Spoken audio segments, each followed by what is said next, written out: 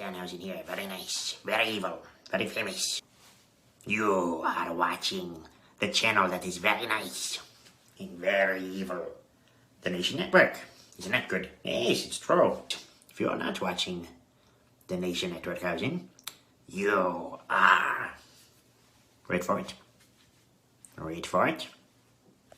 Cursed.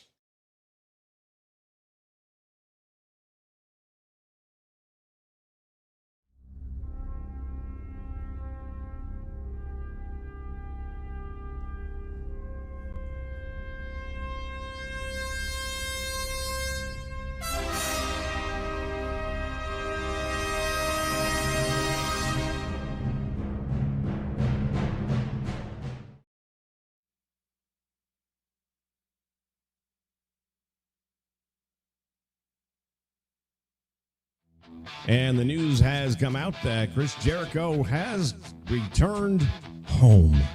This is absolutely ridiculous. Dr. Wagner Jr. and almost the man who I've always said is almost a wrestler.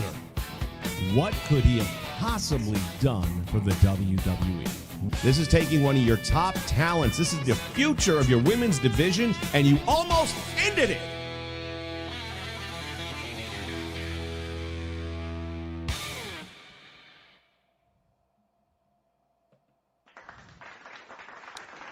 Welcome back, everybody, to the Nation Network. Vince McShane with you here, and we are going to talk about Night 1 of SummerSlam 2026. First off, thanks for everybody joining up here. I didn't have any announcement for this, but those of you that have the bell notifications, you're the ones that understand how this works.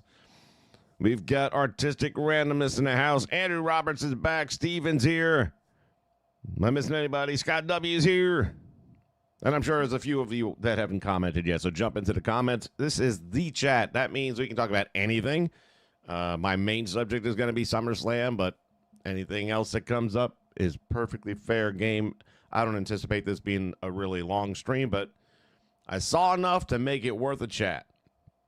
All right, as you guys all know, it's SummerSlam weekend, and Night 1 is now officially in the books. Started an hour earlier than normal. I like that. Let's get it done early. Opening match, Io Sky and Liv. We're also going to talk about the good and the bad. And let me start with that first. Here's the good. More than half of the matches, I wasn't sure who was going to win going in. I had ideas, but like if I had to bet money, I probably would have said, no, I'm not betting on that because it can go either way. Normally, that is not the case.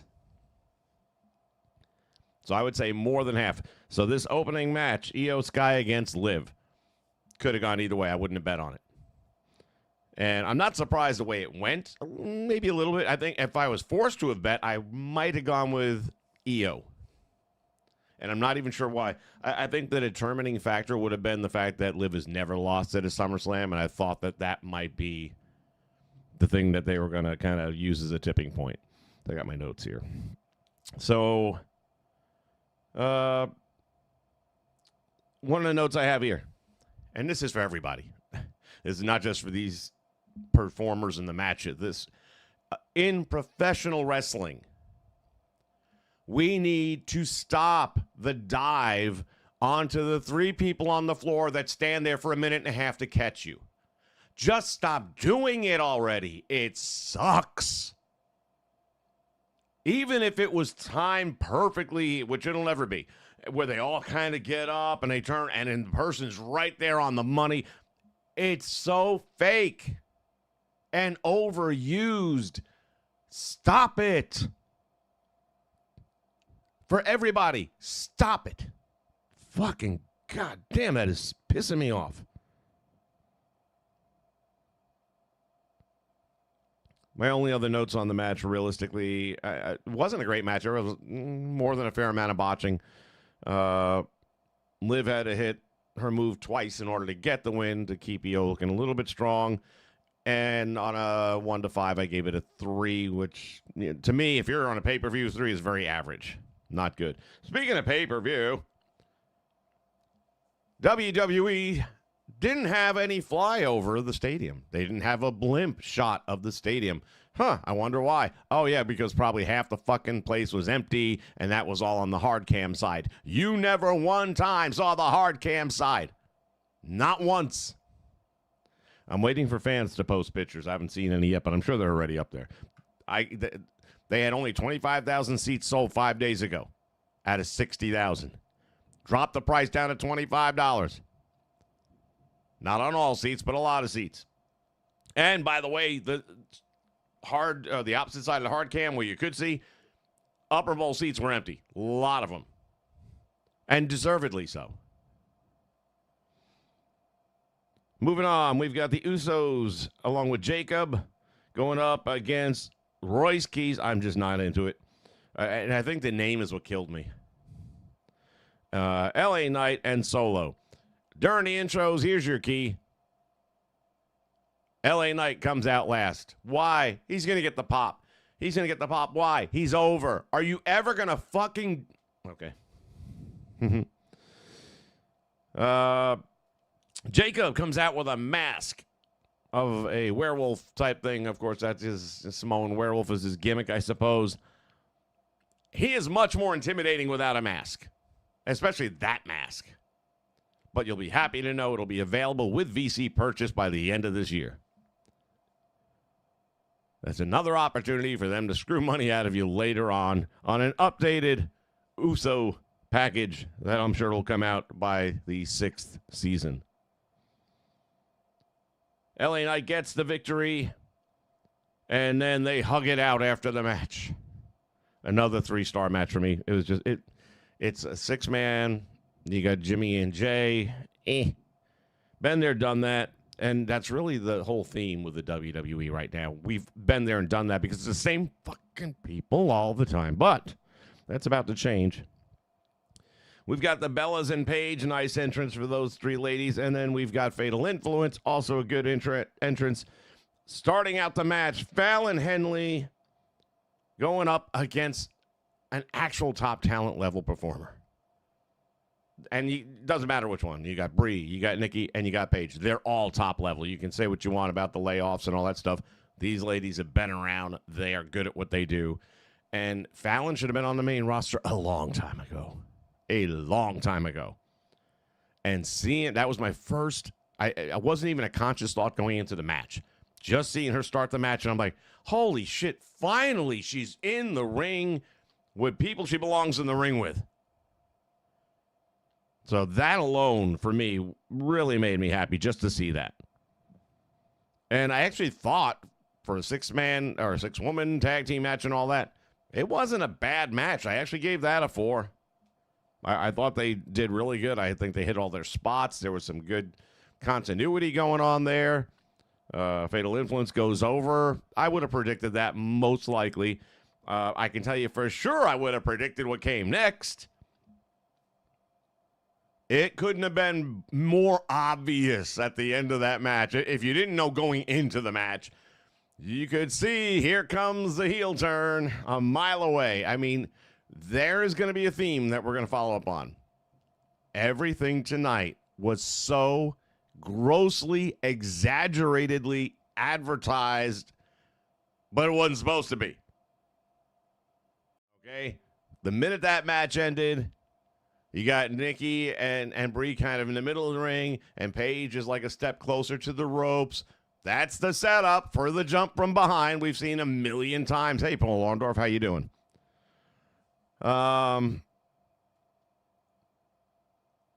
So, yeah, seeing the attack from behind, no surprise, none whatsoever.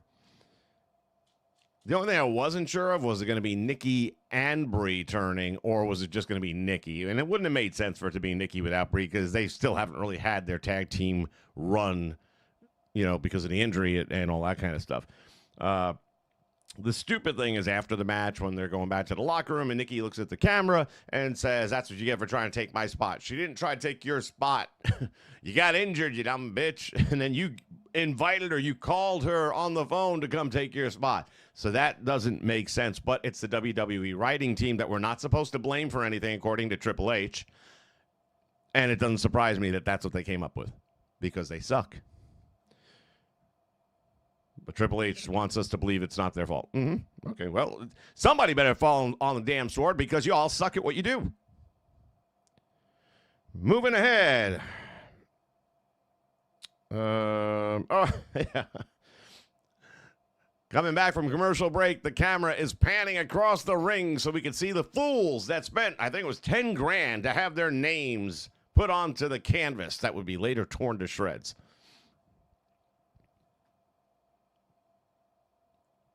Cody going after the WWE Heavyweight Championship of the World held by CM Punk, the Chicago native who is a diehard Blackhawks fan, well advertised, coming out wearing Minnesota North Stars colors and artwork.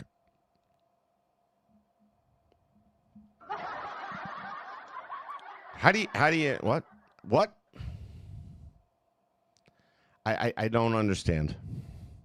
First off, they don't have the team anymore, so it's kind of like rubbing salt in the wounds where I come from. Dallas says hello.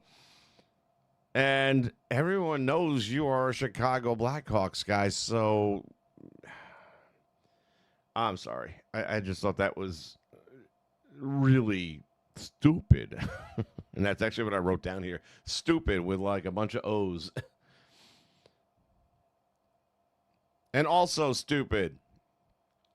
And I understand the why. Okay, I'm not stupid. But that fucking helmet. First off, I feel like that's already, it was good for like one WrestleMania. But now, you know, the skull helmet that Cody wears, it's going to be wearing it every pay-per-view. PLE. But now it's got the Street Fighter's mohawky hair thing going on. And I was like, oh my God. And of course, the Street Fighter's logos all over the billboards and the LEDs and everything for the entire match. And they paid for it. You know, everybody's paying for it one way or another around there. I did not see, and I don't think I've seen even on any clips I've watched lately, the Prime station any longer. Did they finally get, like, sued by somebody for that poison that they were putting in the bottle? CM Punk's entrance was interesting because he had no music. All the way out on stage, down on one knee, no music. And I'm like, okay, I'm not willing to accept the fact that the audio guy fell asleep. This is by design, but what's going to happen here? And then the music kicked in. I'm like, odd, but all right, whatever. Didn't make sense to me.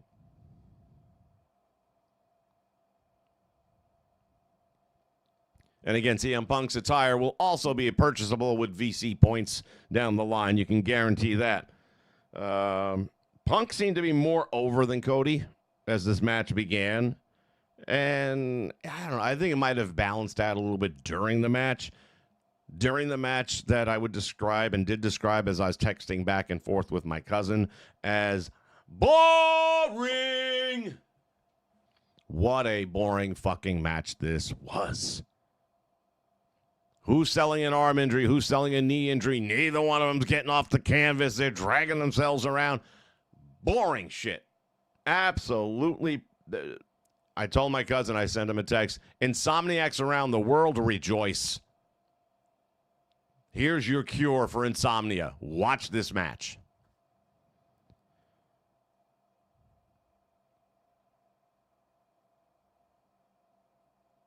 Matter of fact, my cousin at that time said, oh, I'm really watching the Texas Rangers game, and I kind of have it on the other screen a little bit. When the WWE, I want you to understand something. When Major League Baseball is more exciting than your world title pay-per-view match, something's wrong.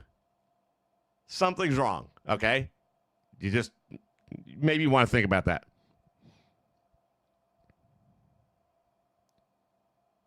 We go back and forth with finishing type maneuvers. We got the Anaconda a couple of times. We got the Crossroads, 2 counts. CM Punk hit what was supposed to be a moonsault. It wasn't really that good a moonsault, if we're being honest. You got the GTS for a 2 count on the bad knee, because, of course, if you have a bad knee, you're going to use that as the weapon.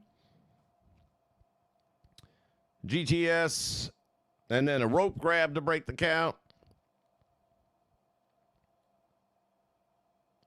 Punk has Cody laid out on the ringside table, comes off the top rope. Again, saw it coming a mile away. Matter of fact, Cody rolled off the table before Punk really left the turnbuckle. So in reality, you wouldn't have made the jump because he's already off. It was a second, but it's still enough time where you, in real life, would have caught yourself. So there was another bad moment. And then, oh, Lord, if the Brie Bella, Nikki Bella turn wasn't so obviously coming. Punk is back in the ring, and he's down on one knee. And he's got Charles Robinson like right over his back and has one hand on his back, which is unusual, right? And they're having this extendedly long conversation because somebody ain't where they're supposed to be or taking way too fucking long because already I know Charles Robinson's about to get knocked the fuck out. And 30 seconds later, he would be. The Cody Cutter, which of course Punk sidesteps, and that's why Charles has his hand on his back for positioning. But my God, can you do it in 10 seconds or less? It was so blatantly obvious. It's like, okay, he's going to get me now. You make sure you duck out of the way. Okay, I'm going to be out of the way. You make sure you take the hit. Might as well stick a microphone in there. I mean, it's like they're doing live episodes of Unreal at this point. No surprise whatsoever that he got knocked out. Here comes the only bright spot of the entire match. Randy Orton hits the ring, RKO to Cody Rhodes, and I love this part. He got a pop, turns around, looks at the camera, and winks, and then just bails out. That was better than anything in the match. I gave it a 2.5 star. Lowest rating of the night without question. That match sucked balls. Absolutely sucked balls. And I want you to keep in mind, I'm not watching night 2 because there is no night 2. That's not even a SmackDown episode. All the good matches were on this one. And by the way, I skipped one somehow. Goodness gracious. It's good that I skipped it. We're going to go back to it. Actually, we'll do it now. Nick Aldis. Nick Aldis.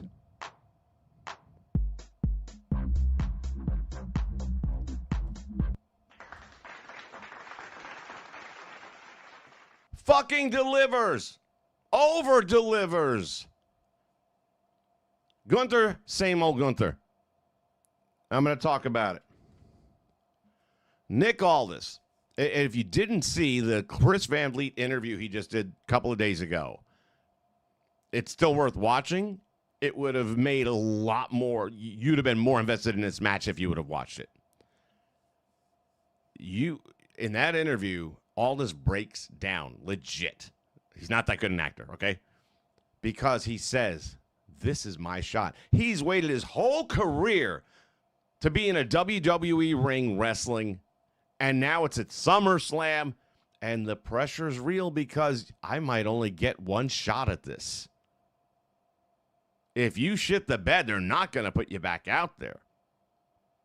Now, could I have predicted the outcome of this match? Yeah, they're not going to have Gunther lose the match.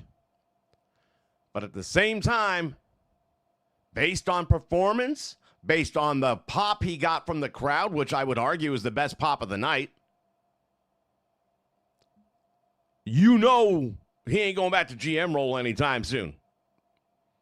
Maybe he'll come out like he's going to go back to GM mode, and then somebody else going to come out there and confront him or whatever and say, don't take off the trunk so soon, man. Why don't you, show me what you got or whatever it is. Do what you got to do. Put him back in the ring again. This guy deserves a run. He deserves a title. What a fucking match. And I was never a huge Nick Aldis fan. I didn't care for him as Magnus. I kind of liked what he was doing with the NWA thing with Billy Corgan. Problem is that was a shitty promotion that had nothing really behind it. He was the only good thing about it. He carried that thing literally and gave them any legitimacy they had. Might not have been much, but whatever they had, he gave it to them. Somehow Tyrus couldn't quite keep up with that. This match was so much better than it ever should have been. Aldis did stuff in this ring with Gunther that I didn't think he could physically do. I don't remember ever seeing him do it before. And it looked good. Great timing. Pardon me. Great timing. There goes half my shit. And kudos. I mean, seriously, kudos. Nick Aldis, thank you. Because that was the one match I most looked forward to. And it delivered. Gunther. What's wrong with Gunther? Watch the match if you didn't see it. Right off the bat, side headlock. There's no contact. I mean, he's just got his headlock there, but there's so much room in there. There's no... Can you fucking sell a hold? Squeeze a little. Don't make the guy black out, but squeeze so there's no air between that we can see clearly. Have you heard about 2K and 4K TV? And then that sleeper hold from hell that I've been bitching about with him for how many people now? AJ, Cena, whatever. You know, go down the list, Cody. He applies a sleeper hold, and I said the same thing about Cena with his crossface. It was the same. There was so much wiggle in there, and there's so much gap of air between his arm and the guy's neck and all that. Just tense up on it a little bit so that we can see that there's some sort of contact being made. His sleeper hold is god-awful. God-awful. Again, I don't expect you to make the guy pass out for real. But for fuck's sake, look like it. And that's the only thing that kept it from being a 5-star match for me. I gave it 4. And again, to me, that was the match of the night, hands down. Watching the clock. Entrances are done. Got about 12 minutes. Intros down to 9 minutes. Here we go. For 9 minutes, it wasn't bad for what it was going to be. Okay, you do not have two guys that are going to go to the top of the Hell in a Cell cage and go through the cage to the floor below or go off the cage through a table. That ain't happening with these two. I was expecting somebody to go through the cage, but I'm glad they didn't because we've only seen that 500 times. So I like the use of the table, leaning it up against the cage, going through the table. That still gave you a visual impact. It showed something. I don't remember ever seeing that happen in a Hell in a Cell before. And if it did, it was so infrequent that I don't remember ever seeing it in a Hell in a Cell before. So good for them on that. Starting it out with the Suplex City right off the bat, and then Open no-sells it. I am not a fan of the no-selling. I understand he's the next big thing and all that kind of good stuff. It's Brock Lesnar, and I feel like when he no-sells Suplex City, it really takes away from all of the other legendary Brock Lesnar matches that Suplex City either ended a match on or completely decimated the opponent, setting him up for the end.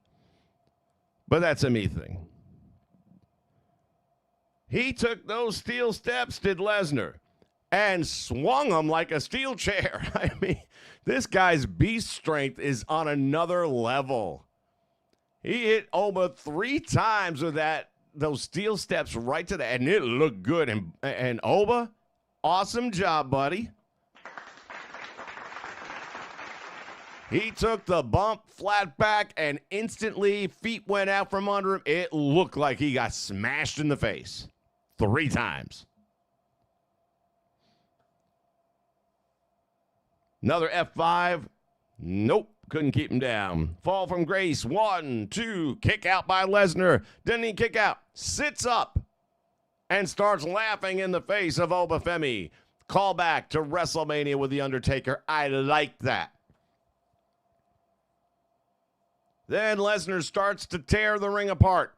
There goes the canvas with all those people who paid $10,000 to have their name put on it. I don't know if they were ever promised that they were going to get that canvas sent to them. I would think for 10 grand, you should at least cut out my name and send it to me. And only like 3 of them had their name shown on camera, so, fuck you.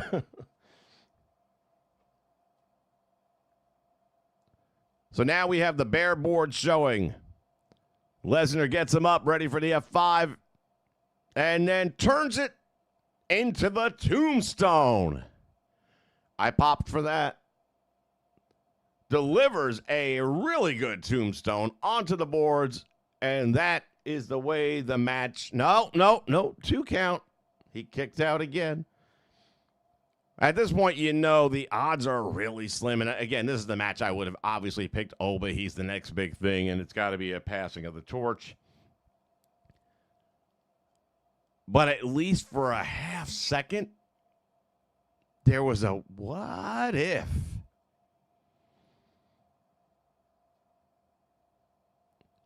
Didn't keep him down. Oba gets back up. This part, for me, took a point off the match. Oba hits the fall from grace, gets the 1, 2, 3. Oba, why are you hitting the fall from grace 6 inches away from the bare wood that you were just dropped on your head on? If you finish it on the bare wood, I thought Wade Barrett did a tremendous job of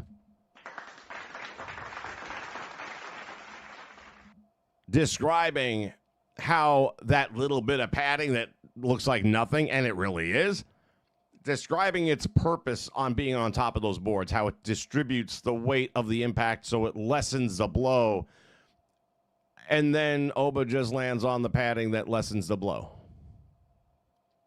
Why expose the fucking bare wood if that's not going to be the deciding factor in the match? He's young. He'll learn, I guess. Not the right place to learn. I gave it 4. It would have probably been 4.5 if he would have hit the finish on the wood. All right. Overall,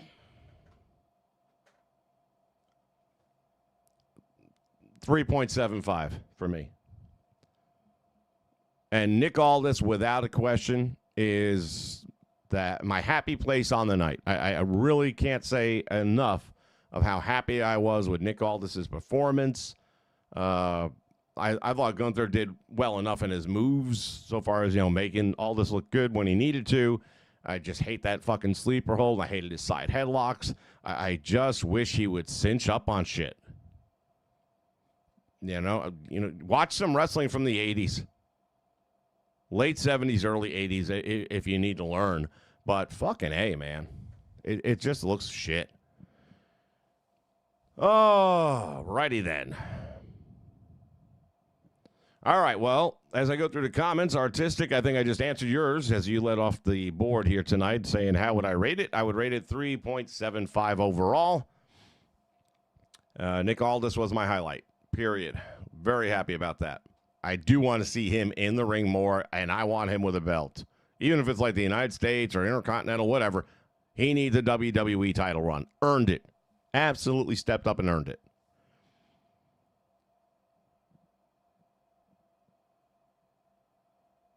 Steve says, I didn't care for shit.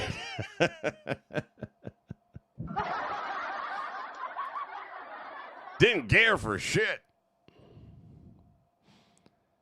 You didn't like the Aldis match, Steve? Really? I mean, again, other than Gunther and that he did the same thing with Cena. It was so loose and Cena smiling and tapping, and it just ruined it. At least if he would have cinched up on it, and made it look a little bit tighter, then that might not have been the worst send-off for Cena. But the fact that it was just like, it's like you're play wrestling with your 6-year-old. That's how you'd put a sleeper on your 6-year-old if you were play wrestling in the living room. Danhausen's literally everywhere, says Scott. Well, he wasn't here. I mean, they had that little thing where they showed him in a van somewhere like earlier in the day, but he didn't come out on stage or anything. He will tomorrow. But I won't be watching tomorrow. I have no desire. There's nothing about tomorrow. Let me tell you, the only thing that even matters tomorrow is going to be Seth against Roman. I am not a Seth fan, never been a Seth fan, sure as hell don't give a shit. And we all know that Dwayne's going to make his reemergence in some way, shape, or form or another, and I don't want none of that neither.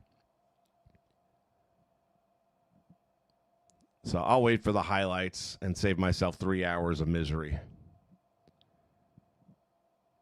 By the way, anyone else that's on Sports X, that's sports with a ZX, If you didn't know, they went down earlier in the week, and they had done a patch to their app, and it backfired miserably. And my cousin was telling me that, oh, yeah, it's working now. I was like, no, it's not. It keeps on sending me back to the homepage every time. You have to uninstall it and reinstall it to make sure you're getting 3.2. And normally when they have new patches, it kind of automatically pops up saying, do you want the new version? Well, if you're still running 3.1, you're not going to get that. So uninstall and reinstall. So it is working now. Actually, it looked pretty clean, too.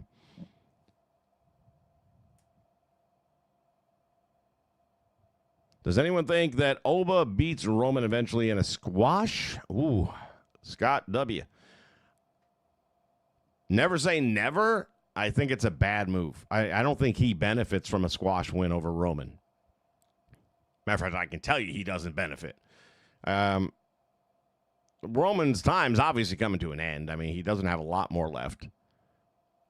And now that you've beaten the Beast, you know, Roman would probably be the next viable candidate. But I can't see it being a squash match. No, that doesn't do him any good. Now, the next question is, are we looking at Goldberg? That you can only get 6 good minutes out of him? We can't let him do a 15, 20-minute match? I don't know. I've got the feeling that that's where we're at, though. I think we're in the early Goldberg stages with him. And, you know, you got to keep it 10 minutes or less. Ultimate Warrior him.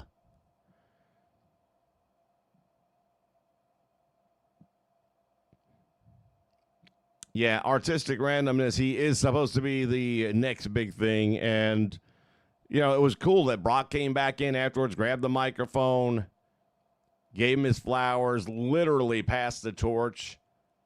Didn't say it was his last night. Didn't take off the ring gear again, which that would have been bad if he did, because you already did that. And unfortunately, that's the way you should have gone out, because it was so much more meaningful then and emotional. And, you know, that would have been the perfect send-off. But anyway. Scott W. says, yes, no more Punk moonsaults. Yeah, I agree. I believe, somebody out there probably knows for sure. You can Google it or something. I am almost positive I remember seeing a $10,000 price tag to have your name printed on the used ring canvas. I was going to say apron, but it's a canvas. So, yeah, $10,000, I think, was the going price. You know, WWE's got to make that money. Ken Rogers is in the house. Welcome, buddy. Yeah, I mean, I'm a longtime hockey fan from all the way back in 1979 when I first started playing hockey. And very much remember the Minnesota North Stars back in the day. And I always kind of liked their logo a little bit. It had the N with the little tail going off, and then came up to an arrow and the star on top. And I liked CM Punk's rendition of it. I mean, he paid fair tribute to it. He put the Chicago star on top. But, dude, you're a Chicago Blackhawks fan, and it's about as well advertised as anything else. So it didn't make sense for you to be wearing Minnesota North Stars gear. That's all. Other than the fact that they know they're going to charge you for it in the game later on when the VC and the MFP comes along. So my guess is by season 6, that'll be something that you're either going to be able to get a card for, or maybe it'll be thrown in the battle pass, possibly. I mean, it's only changing a tire. It's not a hard thing to do. Judd's in the house. Welcome, buddy. Good to see you guys again. I know it's been a minute. I guess we'll get the continuation of the Orton and Rhodes feud. Do you think?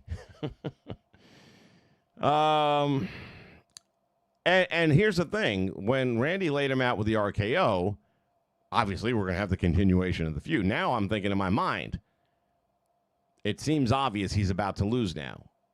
But if he doesn't and he pulls out the win, now they're fighting for the title. But then he lost. So I would have preferred it to be for the title. But the good news is without the title, now you don't know who's going to win. It can go either way. I'm hoping to see Randy get another title run before it's all said and done. But I love the fact that he got up from the RKO, looked at the camera, and winked. I thought that was freaking classic.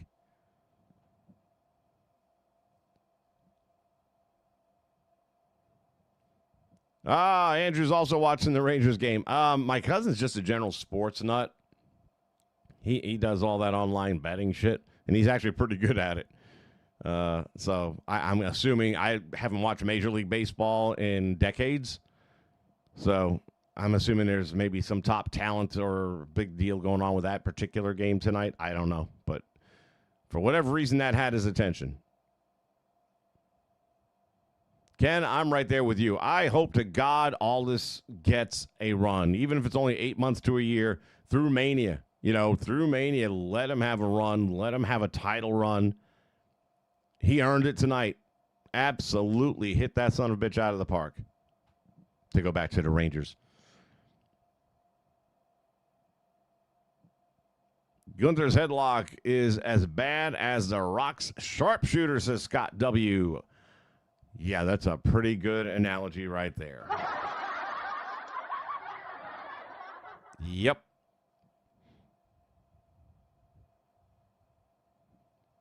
Scott says it sounded like the steps and the chairs were mic'd. I don't think they were. I just think they had mics well placed around the ring, and they probably had the cameras levels were up higher, perhaps. But my God, the way he moved those stairs, I mean, it was like just anyone else swinging a chair, that easy for him. And again, Obafemi, for a young guy in this part of the world doing this job, that was a great flat back bump he took, perfect timing, and it looked like he just had his head took off. Well done.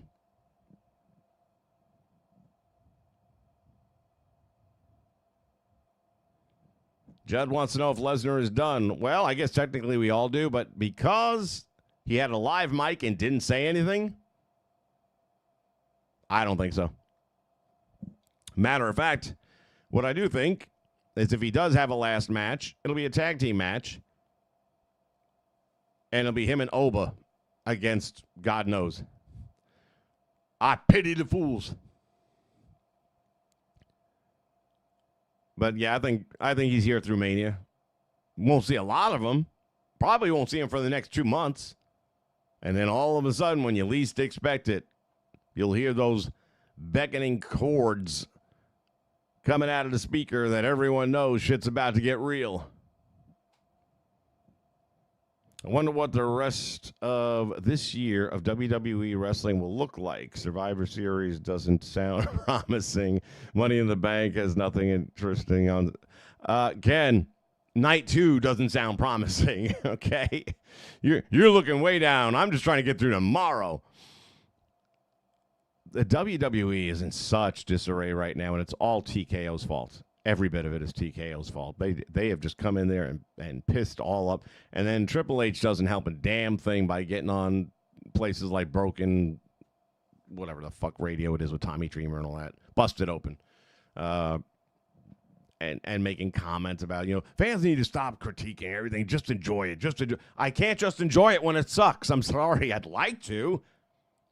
The same reason most people can't just enjoy Supergirl, because it sucks. Put something out there that doesn't suck. I'm pretty sure we'll enjoy it. We did in the past. It worked in the past.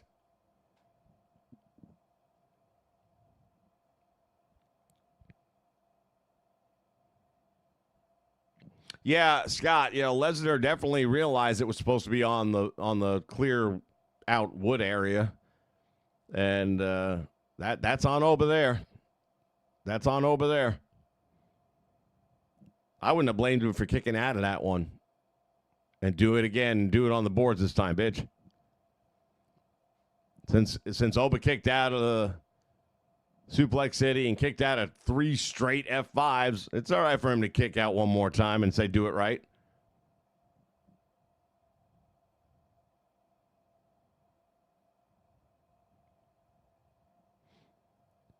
Judd wants to know, between Oba and CM Punk, who's the winner? CM Punk's almost done. All right, let's call a spade a spade.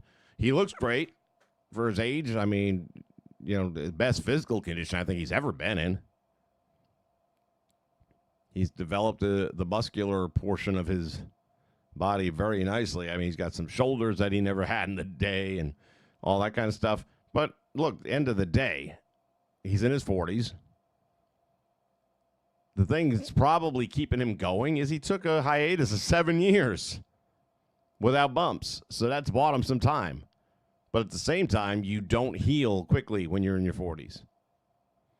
And at the same time, even if you get a lighter schedule, everyone's talking about Liv Morgan hasn't defended the title. Liv Morgan gets hurt a lot. Not that it's her fault. She just gets hurt a lot.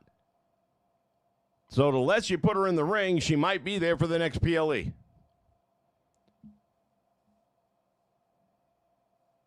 Actually, most of them are on her fault. Hey, Stephanie Vacor, how are you doing?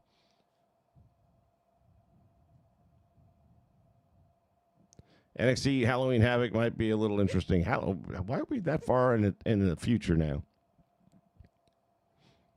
I have been watching a little bit more of NXT now that I finally caught up with Evolve, and I still love Evolve. That's my favorite. And the fact that a lot of the people I binge watched Evolve for the last couple of months to get caught up, and a lot of the people I was really liking in Evolve that have now moved to NXT, well, they're now on NXT, so I'm enjoying that a bit. Grayson Waller, of course, had the big Grayson bomb on NXT this past week. I'm sure everybody's seen and heard of it by this point. And on the first watch, I was thinking it was all right, but no. And the reason I was in the camp of okay, but no, is I didn't feel any emotion from him. Like when CM Punk did his, it felt real.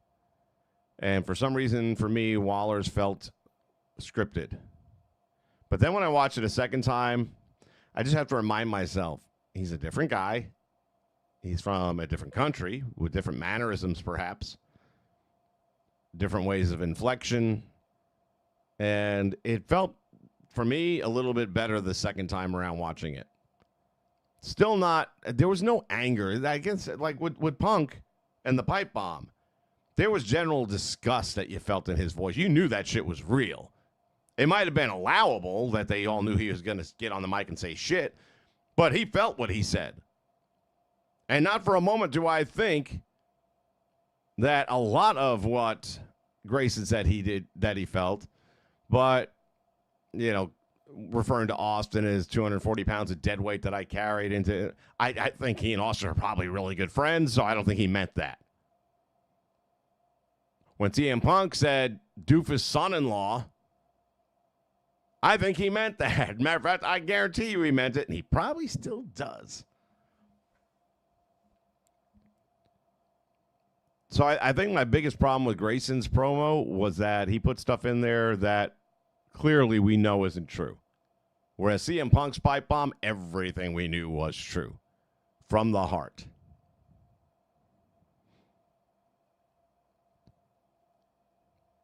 Scott says, I think Oba destroying Roman makes more sense. I don't, but we'll see what happens. Let's put it this way. If that happens, it's because Oba's Goldberg 2.0 and he can't go more than 10 minutes. And that's not good. Quebec Nordiques logo, that was a classic. That was a classic. I never quite I guess it was supposed to be a lowercase n with a hockey stick coming out, and I'm not sure exactly what a Nordique is, but that logo almost looked like an anteater to me with the hockey stick coming out and all that. But I do remember it. Whenever I play my NHL game here on the system, I like to use their throwback uniforms all the time. I'll go back as far as whichever ones they have. Sometimes they have them from the 70s or whatever, and I'll throw them on there. Hartford Whalers, I always like theirs, the whale tail. I always like them. Good stuff. And I like my Islanders in the fact that really they're pretty much the same. They do little things here and there, but for the most part, we're back to the classic. That little period of time where we had the Morton's Fisherman on the logo. Oh my God. Ugh, that was so hard. Embarrassing too.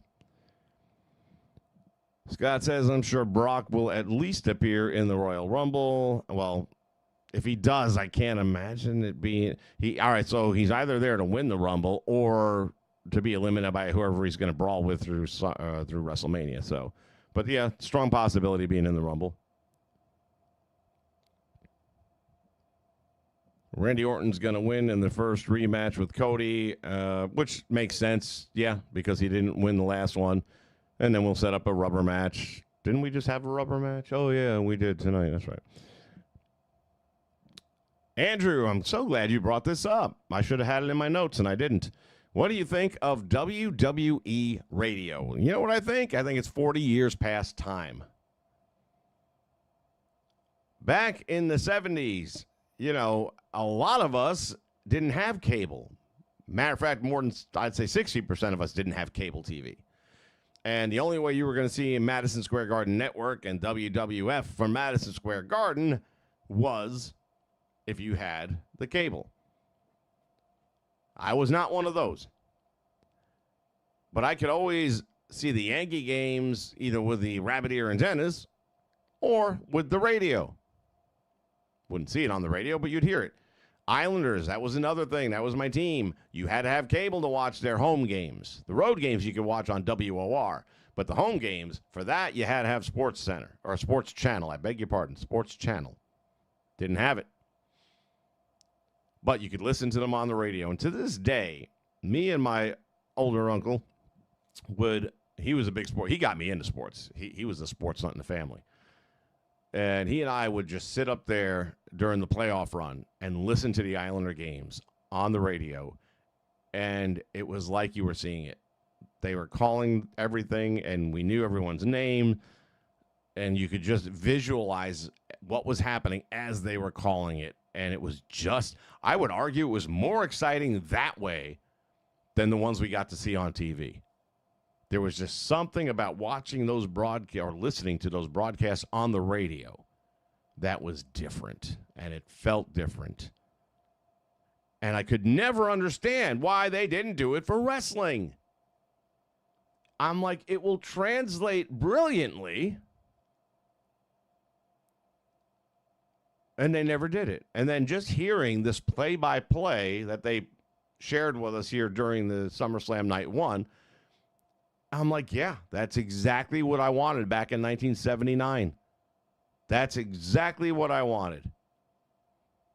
They're still calling the match almost the same as a TV production team would do, with little extras. Like he's pulling back on his leg, trying to make the complete visual to the person that's only listening. So I think it's really good. I think it's 40 years overdue. And I don't know. I mean, the only person I can think that's going to use that today, like who would listen to it on radio on SummerSlam, is the guy who's driving to grandma's house this weekend, and they're going to be on the road. So he can't watch it while he's driving, unless you're in Florida, because most people drive that way. But outside of that, you're probably going to want to have something that you can listen to, and you'd be able to hear it. So I think that it's a very small audience now. As opposed to 30 or 40 years ago, you'd have had a massive audience for that. But I did like hearing it and knowing that it now exists. Even on this channel, if you remember when I was doing the Superstar Pro Wrestling game based on the board game from the old wrestling magazines. Well, it's a board game. There's no visual. I can't give you guys the video stream. So I was just literally calling it as if it was on the radio, which is what I always wanted back in the day. And I was able to kind of do that for, I think we did 5 or 6 episodes of that on the channel. You can look it up. It's in a playlist. It's good stuff. Great question, Andrew. Thank you for that. Yeah, Ken, Cody doesn't need a title. He doesn't need. He had his run, finished the story, held it for a while, got some good names under his belt, pardon the pun, got to wear the Winged Eagle title, even fight for the Winged Eagle title with Kevin Owens for a little bit. We're good. Now he can just go and beat Cody.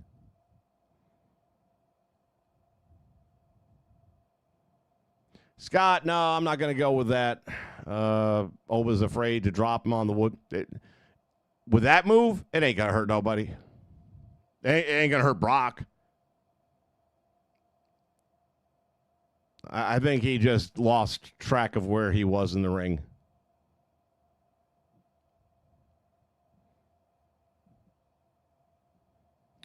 Ken Rogers says the WWE radio idea for 2026 sounds crazy to me. Who wants to listen to wrestling play-by-play without seeing the action? Maybe in the 80s, 90s, even the early 2000s. Dude, yes and no.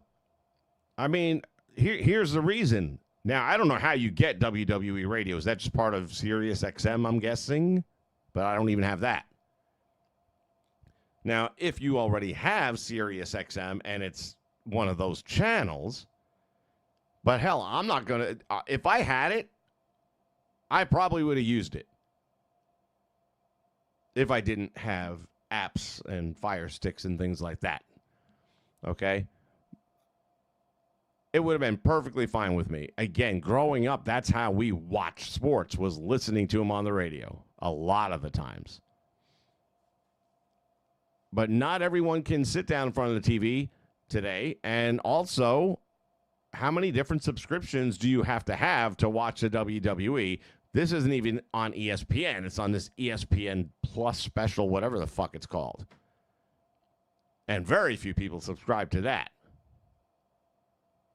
So if you're one of those people that's like, I ain't paying for that damn channel just to watch WWE, fuck that.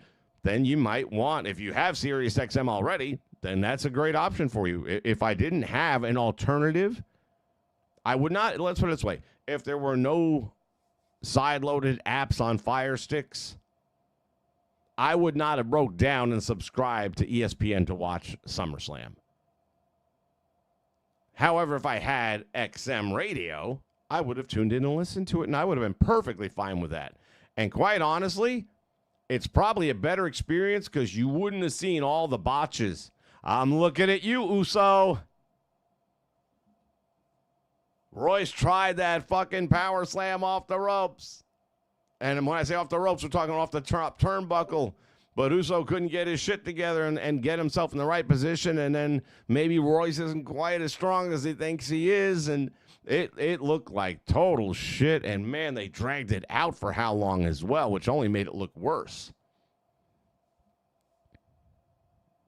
But if it was on radio, you wouldn't have seen that. Of course, the guys might have run out of shit to talk about by the time they executed the move.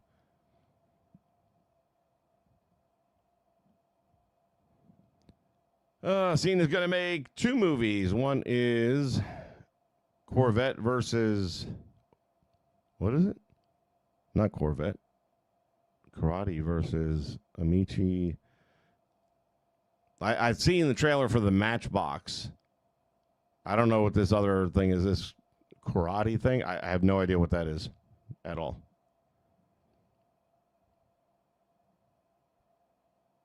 And Rock's already done the Jumanji, if that's what you're trying to spell there. The Jumanji's done. It's coming out Christmas time. And I got to be honest. I mean, I don't like Dwayne at all. I did like the 2 Jumanji movies that he was in. And when the first one came out, I was dead set against it because that's Robin Williams. You can't touch that. They took it in a slightly different direction, and it worked.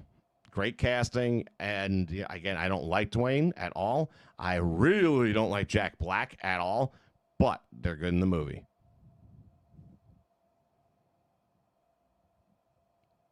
And again, I've seen the Matchbox trailer, and that's going to be live stream. That's going to be straight to streaming, so it's not going to theaters, I don't think. I might check it out. Hard to say. It's not something I can say I've marked down on my list of things I must watch. Yeah, Grayson Waller, I have been saying this for a very long time. If J-Rox was here right now, I'm sure he would be able to confirm. Most underused talent on the roster. This guy is good. He's a good in-ring performer, has a good look about him. He can play the arrogant, cocky thing. Man, oh man, the fact that they just kept sticking him in mid-card, nothing happening shit all the fucking time. This is their problem. You have really good talent there. And you insist on keeping the 40-year-olds on top. And not for anything, we've seen them every match that you can imagine. Even Cody and Randy, been there, done that a lot. And now we're doing it again. Even though Punk and Cody was kind of new, it's not new in your 40s. But I'm happy to see Grayson Waller finally getting something that resembles a push, even if it is on NXT. I'll take it. The Nordiques were based on Nordic stuff. Yeah, I kind of gathered that, but I thought the logo looked like an anteater, but that's just me. Scott says, I remember looking up the house show WWF results in the back of the wrestling magazines. Me too. Hogan defeats Killer Khan, a Macho Man, and Bad News Brown, double count out, etc. Yep. Dude, I used to go straight to the back of the magazines first, just for that purpose. Big JH in the house. What's up, man? How's Haran treating you, brother? JH recently picked up the first Dying Light game again because it's free, apparently, for a limited time on the PlayStation Network. And that's one of my all-time favorites. So I've been bouncing in there with him once in a while and getting to relive some of the story through his share play. Radio is not what radio used to be. We live in a completely different era now, says Ken. We do, but the thing, here's what hasn't changed, Ken. Not everybody can see it. Not everyone has the money to see it. I don't know what a subscription is for XM. It's not much because my mom has it, okay? So if it's only going to cost you $15 to $25 a month for XM, and you get all those channels, different types of comedy and music and you name it, and sports. Matter of fact, I was doing that because the NHL package got so expensive before Fire Sticks came out that I was like, man, I'm not paying $180. I'm just not doing it. And I had XM already. At that time, I had XM in my car. And I had the portable version that came out way back in the early days of XM. I had XM when Howard Stern first switched from regular radio, terrestrial radio, to satellite. That's when I got my XM, like a lot of people, because I wanted to stay with Howard Stern, because back then he wasn't an asshole. And I probably had it for about a year, maybe two, and then said, nah, no more. But if I was not able to have watched this tonight, I would not have paid for an ESPN membership of any sorts. And then I would have listened to it on the radio. So there are a lot of people. It doesn't work for some people. Obviously, Ken, in your case, it doesn't work because you have these other options available to you. Try to remember, not everyone does. And for them, this is probably a much more affordable out. And I would challenge you to try and, I don't know if they're doing like Monday Night Raws as well and SmackDown. I don't know what else they're doing. But I would challenge you just to take one show off and only listen to it on the radio. And then maybe you'll be like, yeah, it's actually better this way. Because I think it is better that way with today's product. As much as it's a visual thing, look at tonight. The visuals is dropping people because their weight's not adjusting properly. And, you know, somebody going through a table because the guy came off the table about a second and a half ago and you still jumped anyway. You don't get that on radio. All you get is he went up in the air and he's hang time 3 seconds and came crashing and the table exploded. That sounds amazing. And here's the video. What the fuck was that?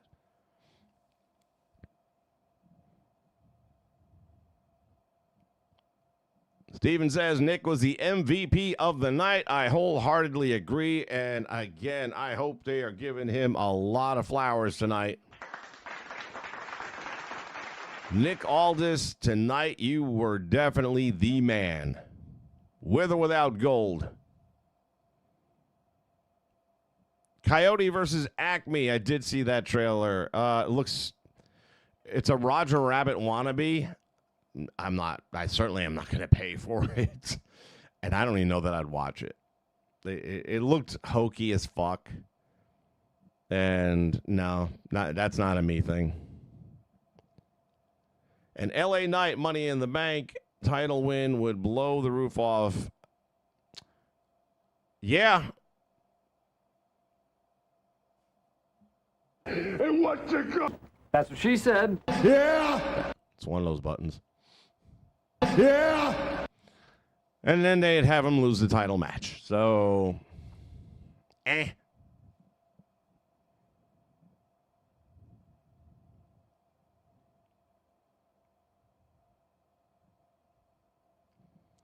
Wants to play the following. Yeah, again, it's all good, man.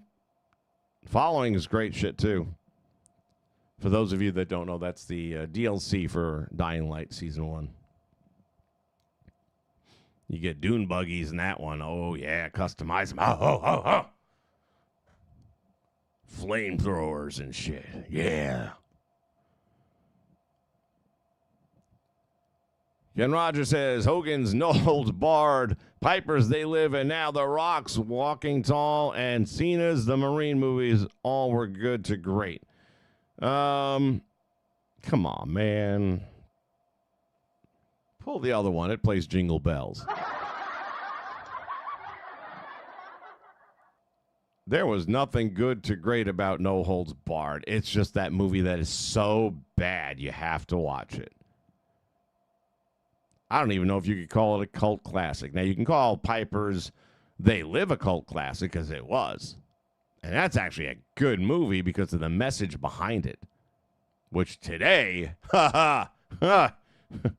it's kind of like Terminator. We thought we were watching a movie, not a documentary.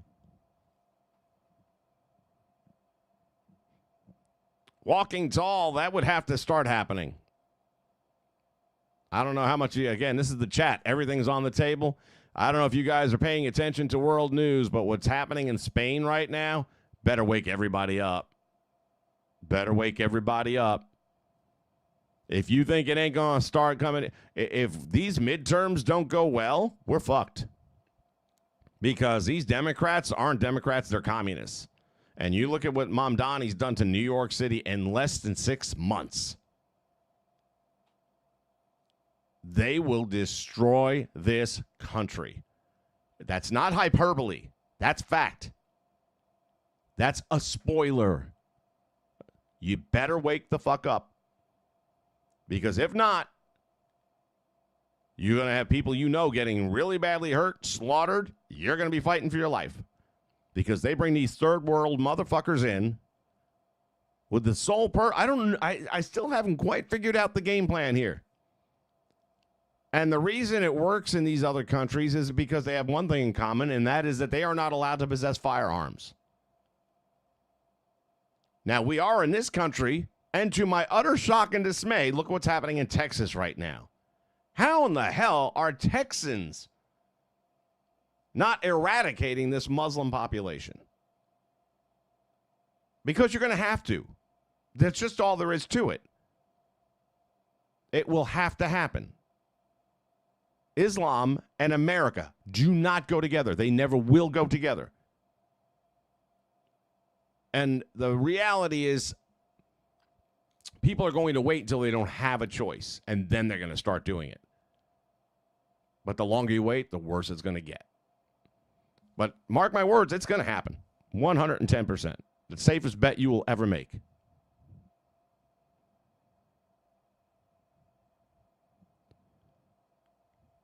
$11.99 a month. I'm guessing that is for XM, which is not a bad deal if you do radio. I mean, again, there's a ton of music. They got comedy channels. Look at how I switch gears there, right? This is the chat. It's all on the table. We can go any direction, anytime. $25 if you have it in your car. Oh, wow. So there's just like a home-only version, which, honestly, that's where I would probably use it most, is in the house anyway, so. But you can even get it cheaper than that, because all you have to do is get it for a couple of months and then tell them, I'm not happy, I'm going to cancel my membership, and then they're going to throw all kinds of discounts at you. Trust me. They still try to get me to come back. Ken Rogers, I'm not liking Mike Santana's new name. Cruz Montana doesn't sound as good. All right. A, you probably already know that I've not been a Mike Santana fan. I don't get it. Didn't like him in AEW. And not him. I say these things figuring that we all understand it's the wrestling persona, okay? I am sure Mike Santana is a great human being. Okay, what I am saying is, am I going to pay a nickel to see a Mike Santana match? The answer is no. Would I be, as a booker or an owner of a company, putting a title on him? No. Why? Because he's boring. That's it. Doesn't mean he's a bad guy. I'm boring. I'm just saying, I want my champion to draw. He has never drawn. Never drawn. He certainly hasn't drawn me, and I've given him chances. Now, say what you will, part of that is the name. Anybody can be Mike Santana. Very common names. Tito Santana. Not a lot of Titos in the world. And in the world of wrestling, I only know one. Yeah, Tito Ortiz and UFC. So changing the name, I'm all about the name change and maybe even a little bit of the gimmick / look or whatever. Was this a great name change? I like the Cruise. I think you can use that because you can play off of it. You know, you can go into cruise control. Montana, I'm thinking Hannah. I'm thinking he's like one of Hannah Montana's friends. So I agree in part that I don't like the name change, but I like half of it. I don't like the other half. And I don't have a better one right now, but I'm not getting paid to come up with a better one. So if they want to pay me, then I'll come up with one. House shows are so bad now that they have been doing the impromptu 6-man or woman gimmick for 3 or more years now on every show. God help us. I didn't think they were even doing house shows anymore, buddy. So thanks for letting me know.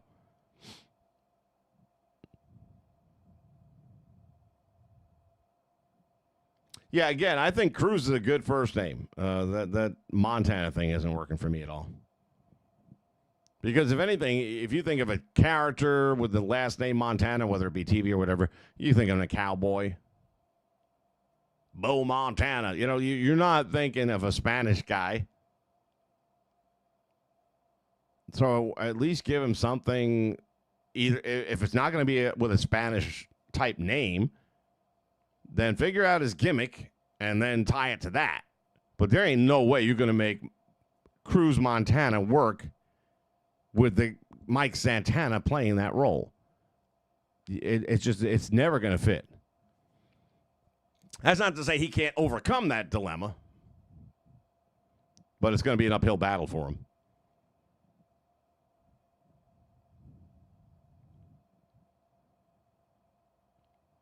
Stephen, great point. Communism has taken over the industry, institutions, and Dearborn is scary. Dearborn, Michigan. Again, I know a lot of you guys just do not watch the news, and I'm going to take a quote from Richard Dreyfuss from Jaws. I think you're going to ignore this particular problem until it swims up and bites you in the ass. You can stick your head in the sand all you want. They're going to come for you, and you will not be prepared. That's a fact. That's a spoiler. I don't go from here to the bathroom without a 9mm on my hip. I'm perfectly safe in this house. I just don't know when I'm going to need it. I know I'm going to need it. It's not going to come with an invitation. It's not going to come by appointment. But when it comes, I might not. Look, my game plan is real simple. I want to take 2 of them out before I go down. As long as I take 2 to 1, I won. That's got to be the math.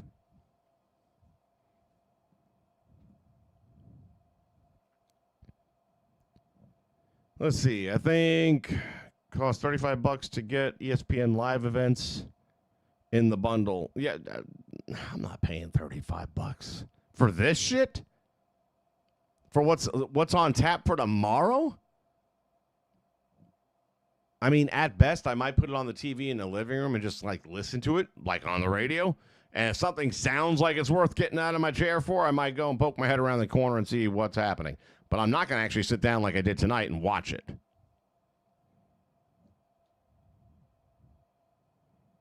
No Holds Barred was so bad, it was bad. It was bad. It's just, I'm going to throw in a movie out there that 99% of you've never seen or probably even heard of before. Star Crash. You can probably stream it on something at this point. For the longest time, it was impossible to find. Then they actually re-released it on DVD or Blu-ray, I forget which, maybe both. And that was about 5 or 6 years ago, and then it went away again. But it was also starting to show up on Netflix, had it for a little while, and maybe one other pay company. Anyway, this came out shortly after Star Wars, completely ripped off Star Wars with a third of the budget, if that. More likely a tenth of the budget. They claim when they made the movie and put it out there when they were being accused of copying Star Wars, oh no, this was already being made long before Star Wars came out. We were actually first. It's like bullshit. With a glowing sword, as of all things. Yeah, what a coinkydink. Anyway, when 12-year-old me sees this movie, I'm thinking it's damn good shit. I look at it today, and it is just that bad. It is so bad, and I'll watch it again. Only because I saw it when I was 12, and it was good to me then. That part of me is what clicks in, is I thought this shit was the shit, okay? And it's not. It's the drizzling shits. It is the worst acting in the history of film and media. And by the way, making his on-screen debut... Wait for it. David Hasselhoff. Yes, sir. That David Hasselhoff. I challenge you to try to watch that movie, and then next time we do one of these, you can let me know what you thought about it. But therein lies the difference. If I saw... And I think that does play a certain role, because when No Holds Barred came out... I was in my early to mid-20s, I would guess. So, and even then, I had no belief that Hulk Hogan in a wrestling movie was going to be like Rocky, and it wasn't.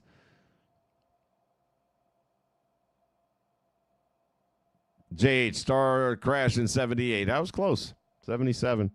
Did you actually see it? I know you looked it up, but did you actually see the movie?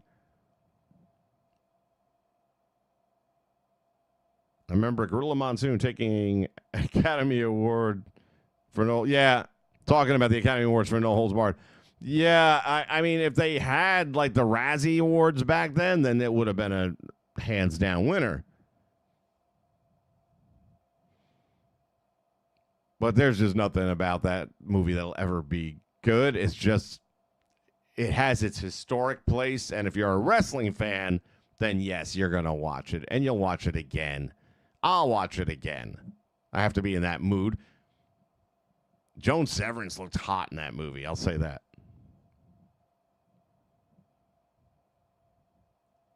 Cruz del Toro, who was in the LWO, and now he's in AAA. Yeah. They've got the Dos, what are they calling them, over there in AAA? The Wild Dogs, but it's in Spanish or something to that effect. Definitely giving me some NWO vibes, but not bad. I mean, sometimes people have tried NWO stuff and it doesn't work. This is actually working pretty good over in AAA.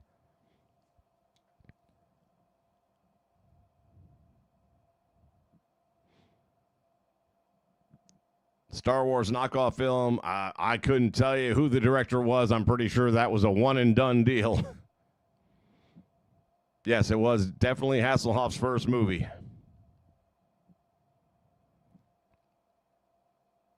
Mystery Science Theater. Holy cow. I can see that movie being on. I would love to watch that version of it with the commentary they must have been spitting out there.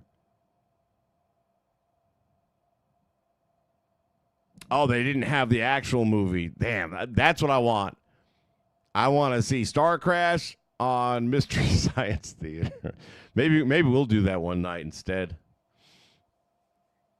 And again, it's a guilty pleasure of mine. I have a separate rack of DVDs that goes above the TV, and those are just my all-time go-tos. And it's in that rack. I've got racks everywhere else, whether it's wrestling stuff or whether it's movie stuff. I've got tons of DVDs and Blu-rays. But that particular rack is like, Mrs. Doubtfire kind of stuff, or Forrest Gump, those top tier level movies that you can just, no matter what mood you're in, pull one out and it's good to go. And for me, Star Crash is in there along with Smokey and the Bandit, for example.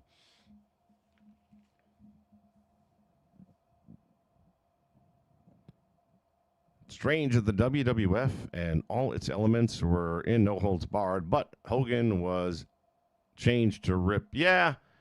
I think that had something to do with the fact that even though they licensed Hulk Hogan from Marvel at the time, that's for wrestling, and I'm sure they would have had to pay a whole separate amount of money for the movie.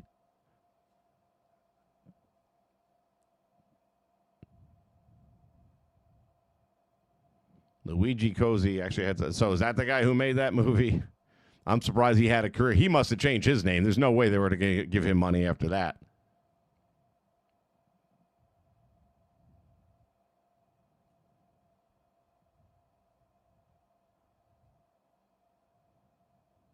Oh, so it was Mystery Science Theater showing the actual movie. I got you. That's what I want to see. I wonder if it's on YouTube in any way, shape, or form with them doing it. Let me see if I can find that in any sense of the word. I'm sure on one of my apps there must be episodes of Mystery Science Theater.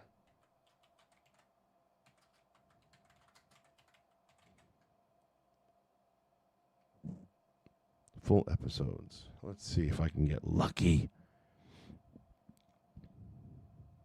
The Bubble. Laser Blast. The Shape of Things to Come.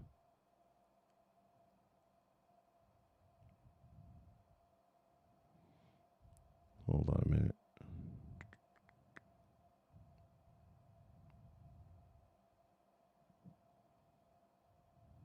Pod People, Hercules Against the Moon Man, Swamp Diamonds, Mitchell, View All. Thank you. That's what we're looking for. Looks like they only have 9 episodes. Well, let me see if I'm correct in that. Yeah, Pod People. It's like 1 per season? Is that what I'm looking at? Hercules Against the Moon. Zombie Nightmare. The Punaman, the Devilfish. Jeez, it's hard to believe that Star Crash would have made that list. Boggy Creek 2, and the legend continues. Might have to do me a little bit more research on that, because I got to find... I will absolutely watch that again in Mystery Science Theater format.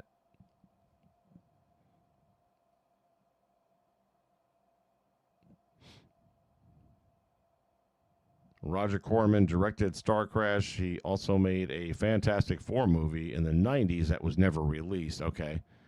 And maybe on YouTube. It's terrible. Well, it seems like there's a theme that follows old Roger around then. You sent the link. What link to what, though? We talked about a couple of things. Let me see what he's got a link for.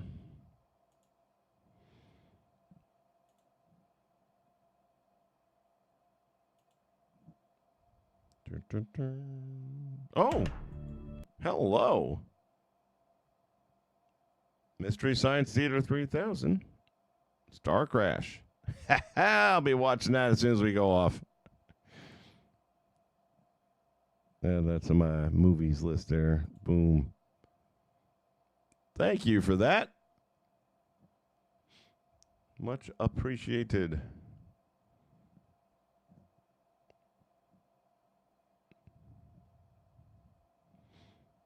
The rumor mill's still going strong. Breaking, Caitlin Clark reportedly weighing in a move to Europe if she walks the WNBA, loses its biggest draw overnight. She ain't going nowhere. Should have done it by now. She should. there's been a lot of rumors that Larry Bird, Michael Jordan would start a league with her. And you would see a ton of women flock to that league. And let's just get this WNBA and put it down like the dog it is. The one thing that's coming out now, and we'll see how it plays out, is that Brittany Griner, which we all know is a dude, the worst kept secret. I've seen a number of women in my life. I've never seen one with an Adam's apple as pronounced as young Brittany's. And I find it entertaining that the Russians put her in the men's prison. Russians are pretty good about their strip search practices from what I hear. And you must have had a dick. Not that there's a doubt in anyone's mind that you're a dude. And the thing that makes it even worse, where else you going to find a black guy that can't play basketball? Here he is playing against women and he still sucks. Fucking embarrassment. The league, once this finally does play out, and I think it will, needs to impose mandatory DNA testing. And all we're looking for is one thing. Do you have a Y chromosome? If you do, A, you're out. B, you should be incarcerated. Because you have now subjected women by being in their locker rooms and stuff like that, and you've seen them in different levels of being unclothed. That's all illegal. Also, the WNBA is supposed to be a professional sport, so people have been gambling on games where now all of a sudden I thought I was betting on a women's sporting event. And now I find out that there was a guy on the team that won. That's got to open all kinds of doors for fraud. And this is how we fix the problem. Identify them, arrest them. And they serve time. Even if it's only 1 year, they serve time. And by the way, Brittany, once you're in a men's prison, you're going to find out what it's like to be a girl. God knows you ain't tough enough. Fucking fruitcake.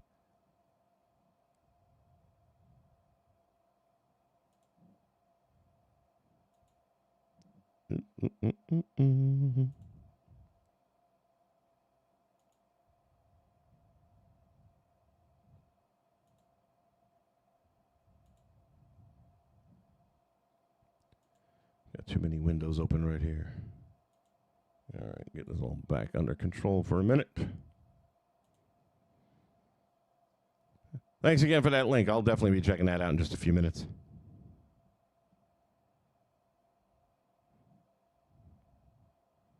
Yeah, the Luigi name rings a bell to me.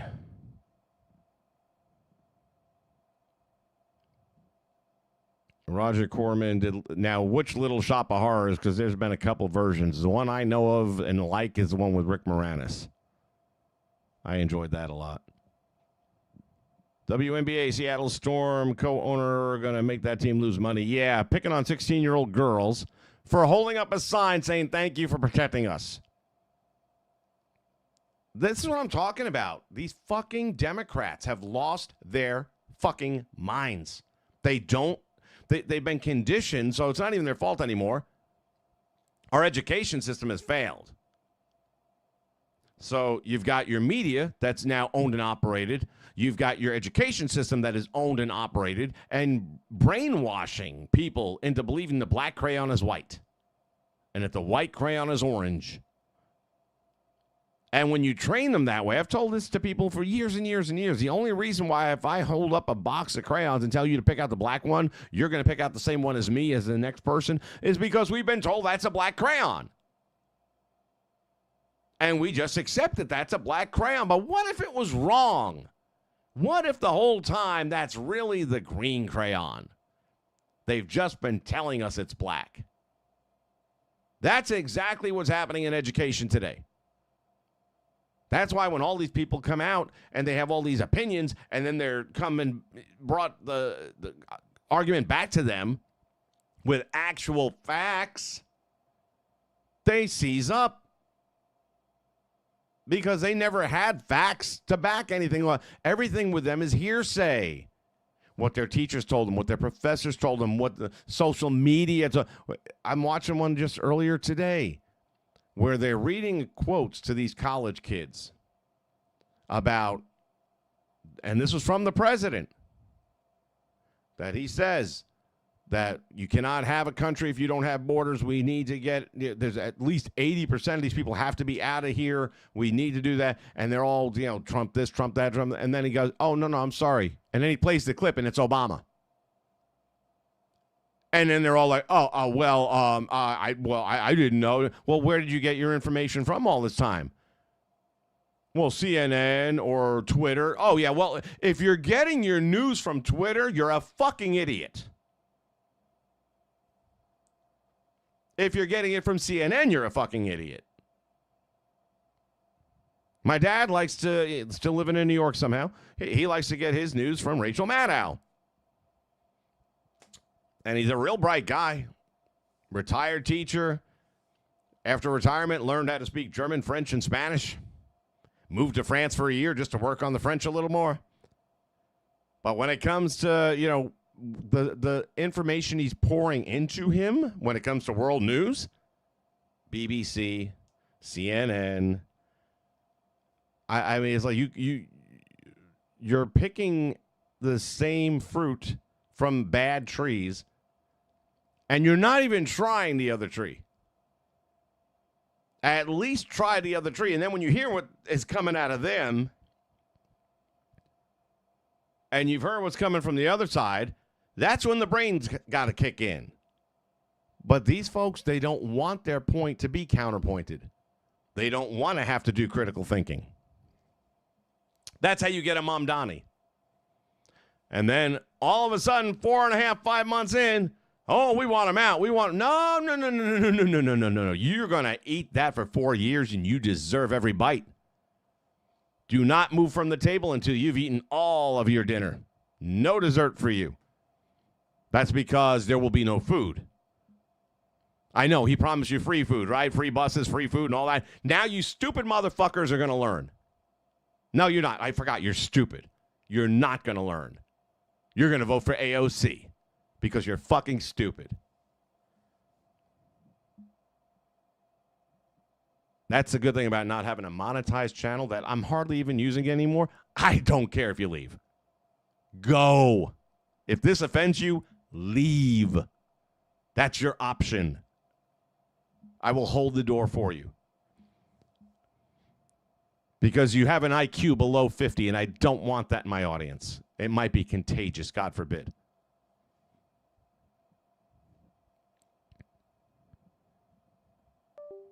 Roger did the original Little Shop of Horrors with Jack Nicholson.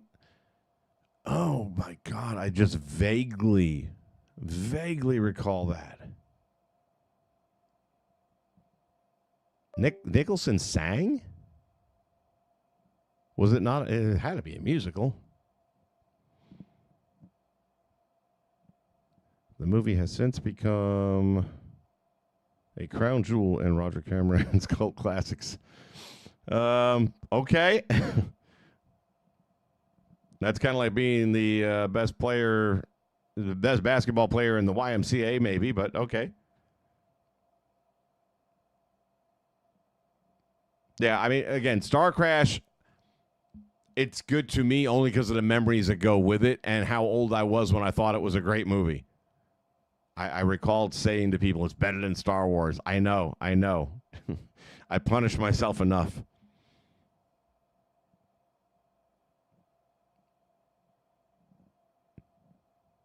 He bought the distribution rights. Well, good for him, I guess. I don't know there's that many people wanting to distribute it, period, but okay.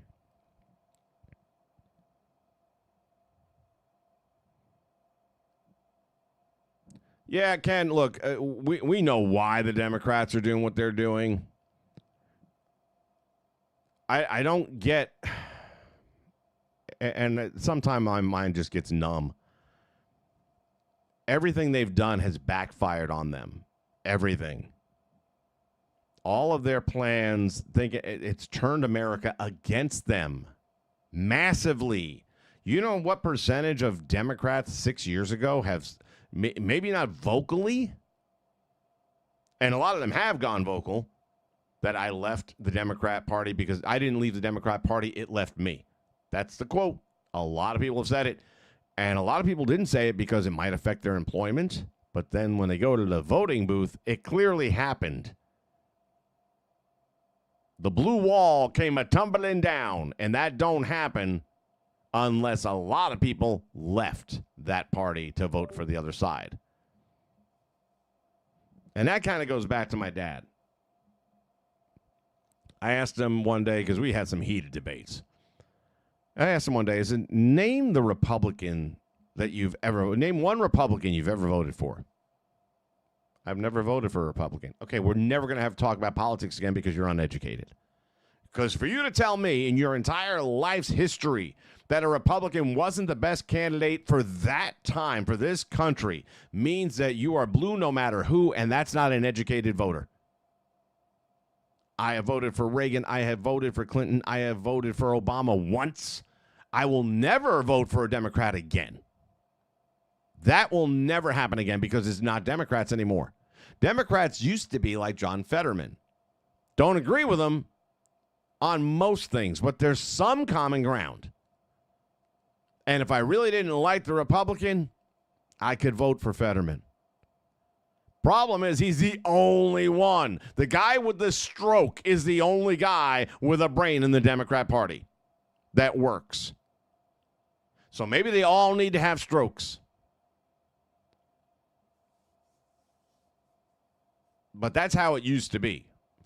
It used to be that you had two people, you didn't necessarily agree with the one side a whole lot, but there'd be some commonality, some common ground, some things we could all agree on. These motherfuckers can't agree on what a woman is. They're the ones that say if he identifies as a woman, he should be able to play against girls. We can't rationalize with you. We can't empathize with you. We are not going to negotiate with you. You're an idiot. And here's the thing. You're also a hypocrite because we know you don't believe it. We know you know better. We know you wouldn't want your daughter to be in an Olympic boxing ring against a guy who's beating the shit out of her. But it's not your daughter, so you look the other way. And you don't want to lose any votes, so you say, well, he's identified as a woman and he's been on hormone treatment and all. You are not going to take any guy, put him on hormones, and all of a sudden think he's equal to a female fighter now. You're just a fucking idiot. And not because you don't know better, you do know better, and you're just trying to present an argument that you don't even believe yourself.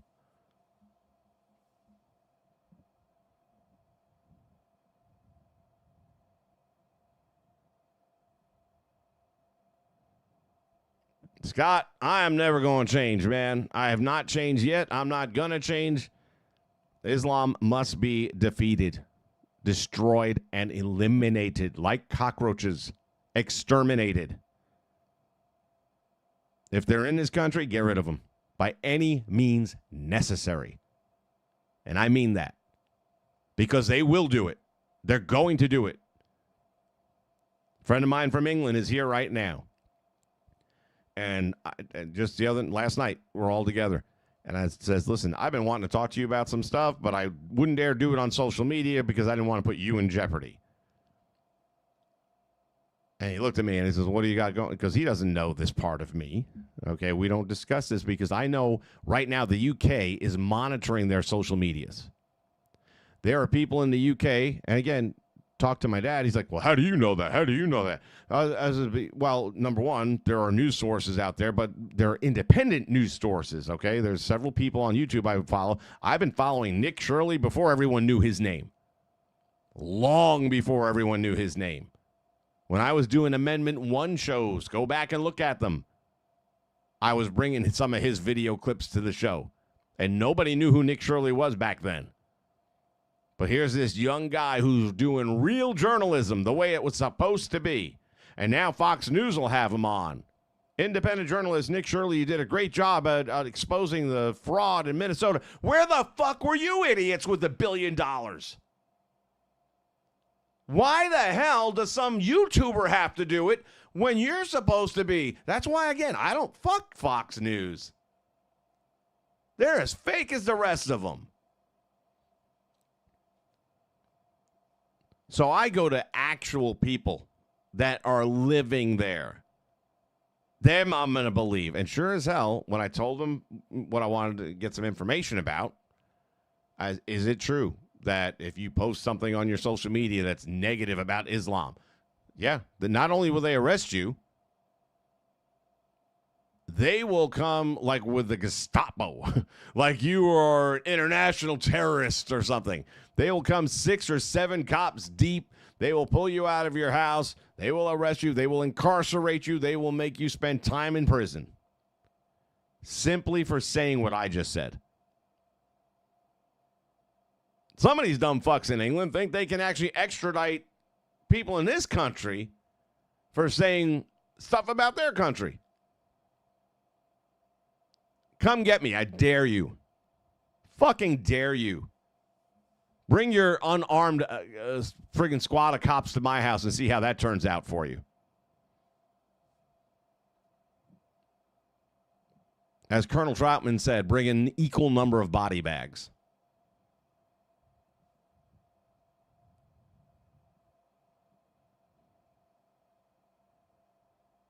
Thanks, JH, man. You're one of my besties too, bud.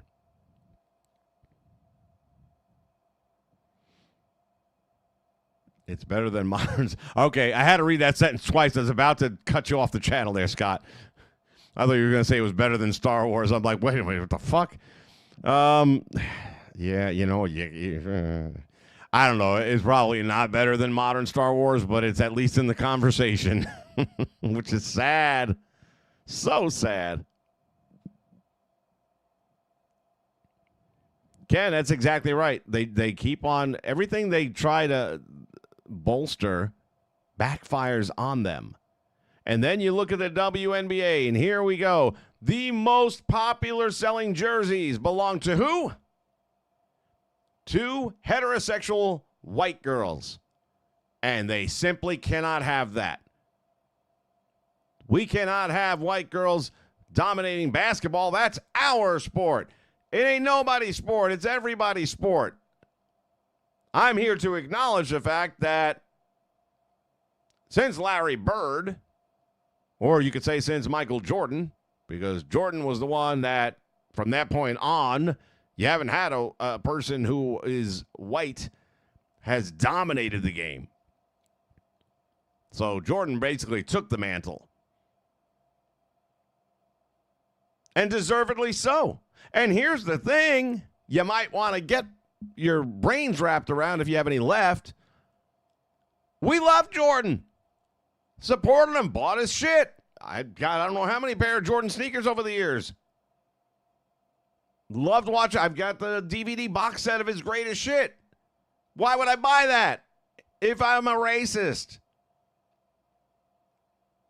I think Jordan always will be the GOAT in basketball. You can take LeBron James and shove him up your ass. He's a piece of shit. You know why? Name one person LeBron James ever made better. Oh, wait. No, I won't. I don't have that much time. The answer is no one. Jordan made everyone better. Jordan went to play baseball for a year and a half. How did Tony Kukoc do? How did Luke Longley do? Not so good. Scotty did all right, but he wasn't Jordan. Jordan comes back. How many straight championships? He made them all better. That's what he does. Caitlin Clark. This argument about Angel Reese, it makes me nauseous. And I know it's just people trolling, okay? I get it. Oh, she had a triple-double, blah, blah, blah. The only reason Angel Reese has rebounding stats is because she keeps missing every fucking shot she takes. And you know it. You're just trying to get reaction. Good for you. Angel Reese is an embarrassment not just to the WNBA, not just to women's basketball, but to all of professional sports, because she proves that an absolute moron with their shoes tied together can play professional basketball in the women's league. They showing video of her dribbling the other day, 2 games ago. Literally, dribble, ball from one hand to the other, dribble, ball from one hand to the other, dribble, all the way down the court, double dribbling, and nobody's calling it. The most egregious double dribbling. And nobody calls it on her. Every time she tries to make a friggin' move to the basket, and she's a big girl, right? She's supposed to be making her money down in the paint.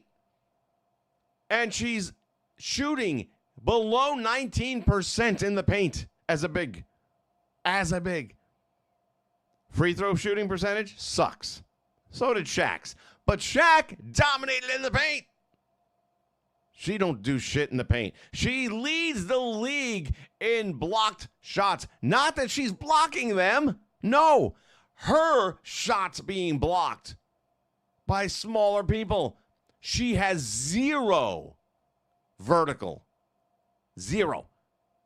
She is an absolute embarrassment. And people want to, and they made a goddamn Barbie for her. I'm like, oh my God. She's not even attractive. She does, you see all the memes out there with the sloth from Zootopia. She looks like that. Those googly eyes of hers. She is a homely girl, if we're being honest. So you got no looks. You got no talent. You got this attitude. You whine and bitch about everything. No, I'm sorry. I am so sorry. And by the way, setting the new record, the first time ever that a WNBA All-Star scored 0 points in the All-Star game. And you see that attempt at a layup she tried making where they're playing very soft defense. And she never got off the ground 1 inch, threw the ball into the girl's hand. And the girl was just standing there with her hands up, playing the least amount of defense because that's all they did the whole night. And then she ends up falling on her ass. I mean, you can't make this shit up. And they just can't stand the fact that a white girl is the face. Hey, you know what? You better love her because of her, you're not flying Coach commercial airlines. The minute she leaves, you'll be lucky to be on Greyhound, and you deserve it.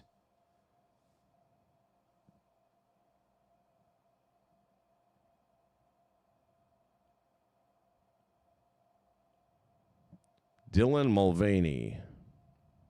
Was that the little queer dude that was on the Bud Light can? Is that not him?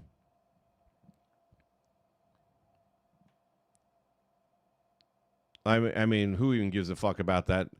He tried going overseas, apparently, and found out.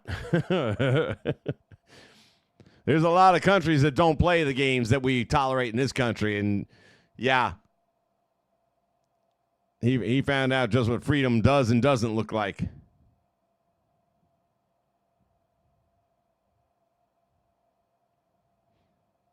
That is true, Scott. There is a Supreme Court justice that does not know how to identify a woman.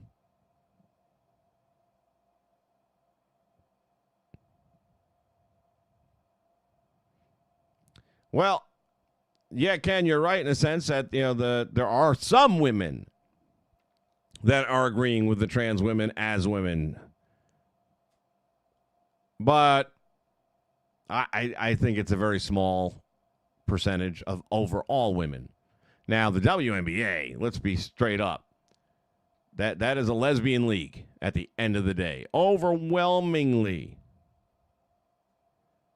Which I don't give a shit. I coached girls basketball for 11 years. What did I know back at the time? But now, of course, they're all out of high school. They're all out of college. And most of them are gay. I didn't know. Didn't ask. They conducted themselves like young ladies. That's all I care about. Represent. And if you look at another girl and decide that's the way you want to go, good. You won't end up being pregnant at 20 years old. But would they have wanted to compete against men? No.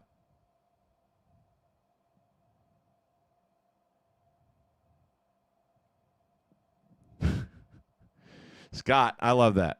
SummerSlam, Star Crash, Communists, Islam. Love the topic variety. That's why I changed this thing to the chat.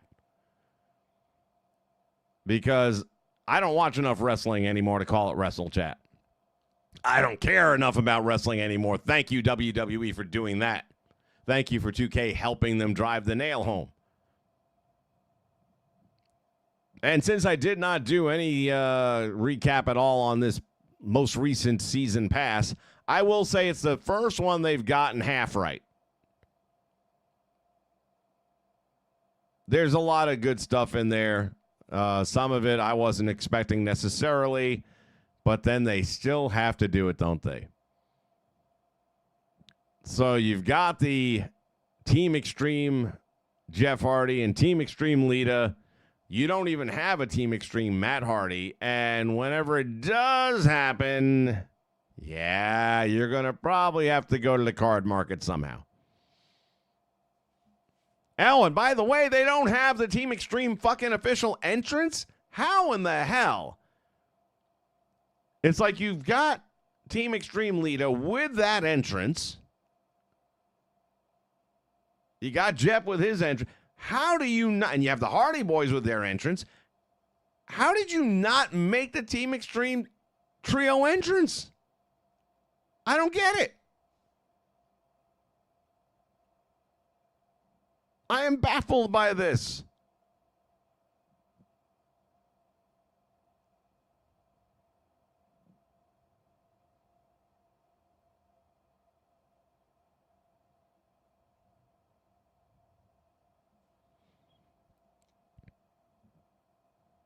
LeBron will never be the GOAT. Well, in his mind and his mama's mind, maybe, but that's about it. And everyone's always going to have their look. I was watching a video earlier today on a shorts, and it's a young black guy watching. He's, let me see what this guy is all about. Referring to Michael Jordan. This guy? First off, if you don't know what he's about and you're now watching these highlight clips of him to see if he's in the conversation, fuck off, all the way off. You're not even a basketball fan. Here I am coaching basketball from 99 through 2009. So, yeah, a couple more years than I thought. Boy, when you do it that way. And I'm watching old stuff. Not that I didn't have access to Michael Jordan and Patrick Ewing and all, because that was happening. That was live time. But I'm watching Pistol Pete on YouTube. Because I want, the same way I did with wrestling, I want to see how we got to where we are. But you got so many of these so-called fans that only know the now and think they're educated on the subject. I'll tell you, Wayne Gretzky is the greatest hockey player of all time, and there is no argument to be had. There might have been if Mario hadn't have had Hodgkins to deal with. And that's a freak thing to happen, to have two talents at that level in the same lifetime. But prior to Gretzky, you had to go back to Gordie Howe.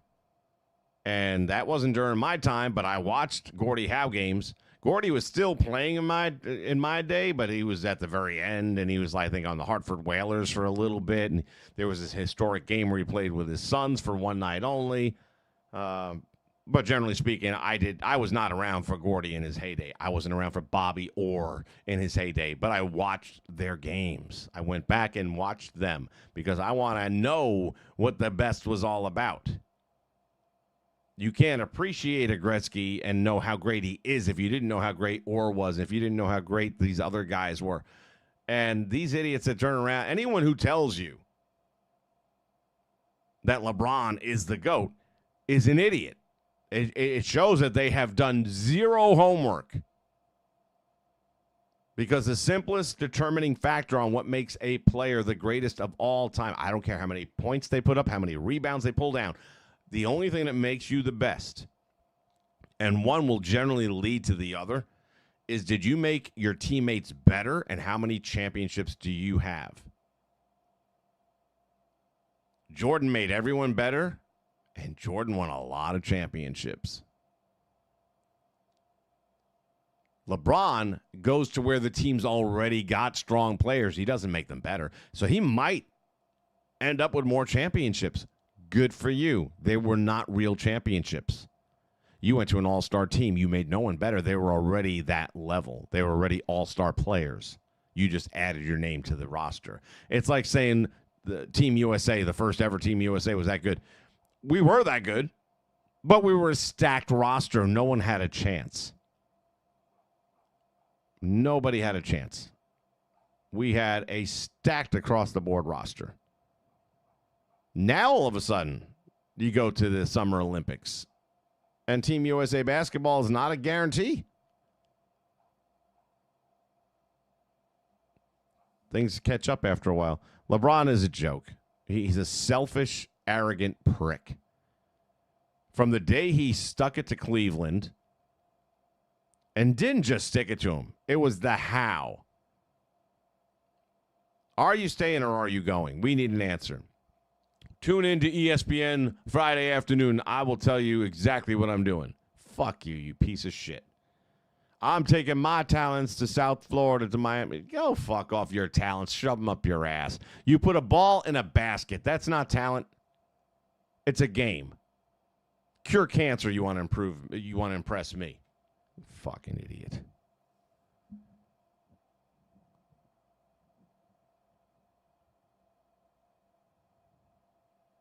Yeah, I heard about the 76ers. I stopped watching the NBA completely. Gave up on them, especially like here. I think that's about when I stopped watching. Orlando, who has never produced a winner. We had a good team with Shaq and Penny back in the day and made it to the finals where we lost all 4 straight. And then Rich DeVos, the owner, couldn't keep talent here because nobody wanted to stay in Orlando. So Shaq fucked us over, and we never came back from that. And then all of a sudden he determines that we need a new arena or we're going to leave town. I'm the one saying, bye. Let him fucking go. And for some reason, Orlando determined that we can't be without a professional sports team. Sure we can. We did it all these years, and we were fine. People are not coming here for our sports team. They're coming here because of Mickey Mouse. Okay, let's call a spade a spade. Nobody went on vacation to Orlando because we got to see a Magic game. They may have done that while they were here for Mickey Mouse to see Shaq and Penny, but the minute Shaq and Penny aren't here anymore, they're not buying that ticket. Period.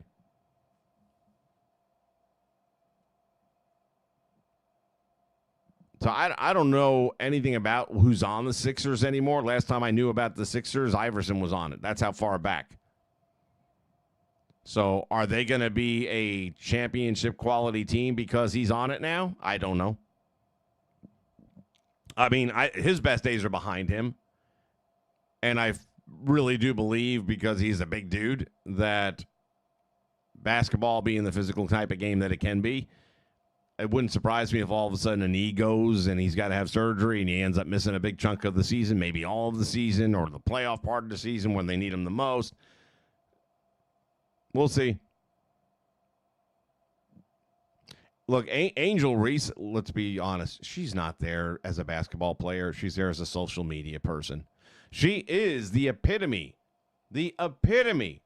of what everyone thought Logan Paul was going to be. Just there for the moment and for the clicks and all that kind of stuff. Only Logan did the work.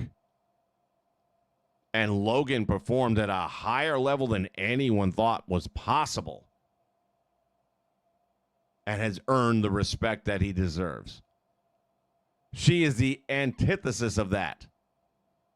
Angel Reese does nothing to work on her game. She comes in with long pink dresses. Look at me. Look what I'm wearing. Fuck you, bitch. Learn how to shoot a hook shot. You baby giraffe. I cannot stand anything about her. That very famous quote of hers. The reason we watch in women's basketball isn't just for one player, it's for me too, and I want y'all to understand that. Those words are etched into my brain because, bitch, no one is watching for you. You know when we watch for you? When the guy makes the short video highlight reel of how bad you fucked up the game before.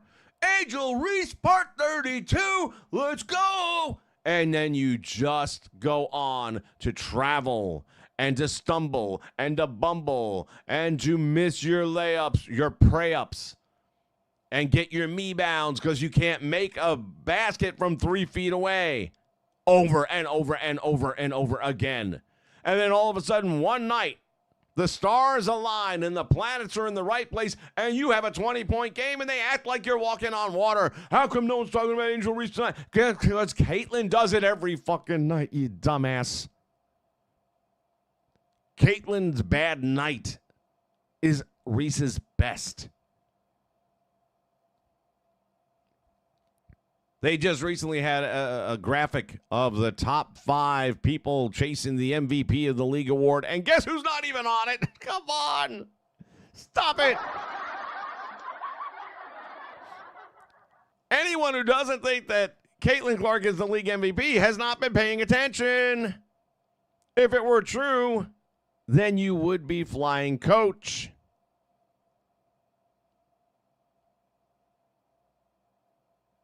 Paige Beckers, nobody is paying to see you. I won't say nobody. That's a stretch. You are a talented player. Nowhere near as good as you think you are. Oh, and by the way, Paige and our girl Reese got caught on camera betting $400 on a WNBA game. That hadn't happened yet. And no punishment. Pete Rose lost his career over that, and it was for a game he wasn't involved in.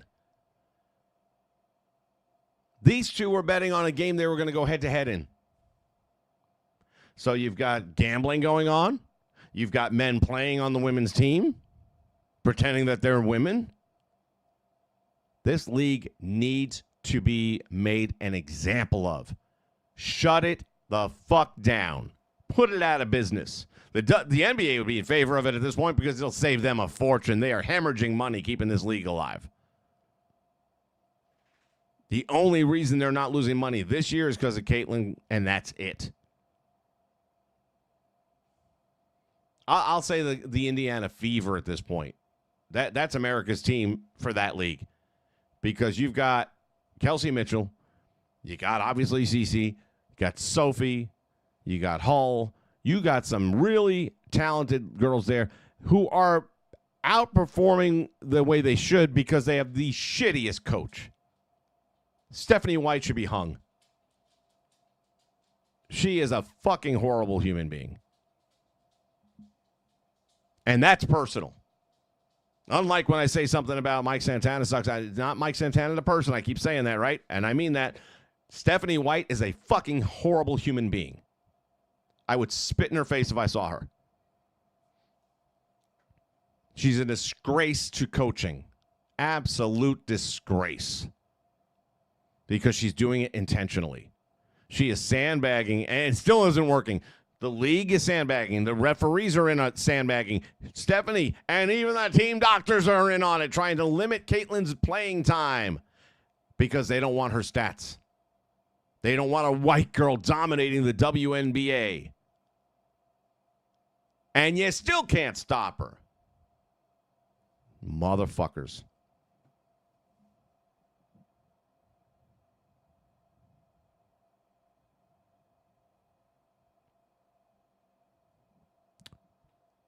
Master Slavs, you're late to the party, buddy. You're going to have to rewind. We've covered all of that in the first hour.